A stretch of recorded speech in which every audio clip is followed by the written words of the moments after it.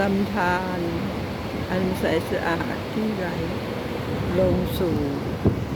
น้ำตกไนท์แองการา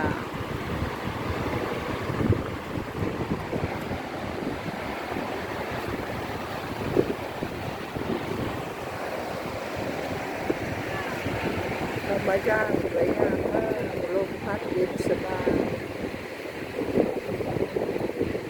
มีโรงงานไฟฟ้าอยู่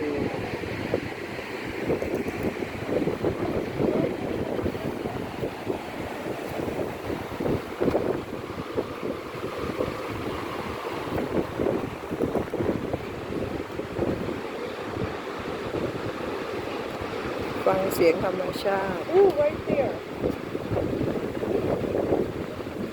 And they have a whirlpool you can see real good on the other side too. Oh.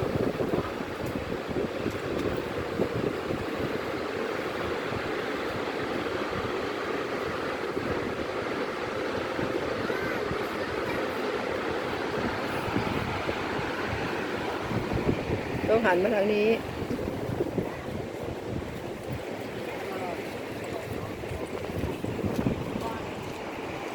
I have a limit of 50 seconds.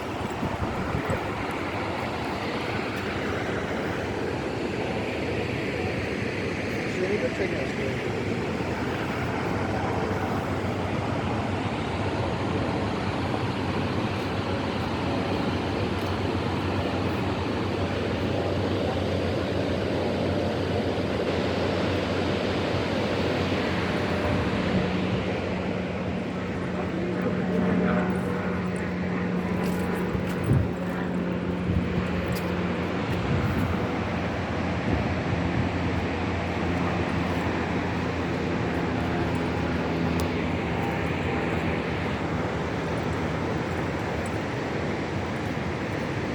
เดินตามลำธารไปเรื่อยๆนะคะ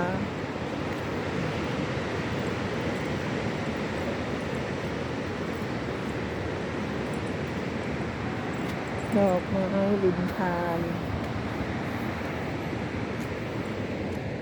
ดอกไม้ริมทาน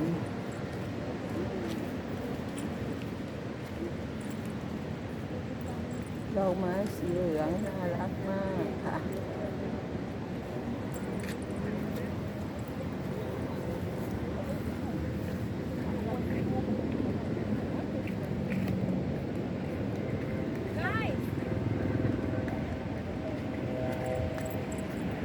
ดงดอก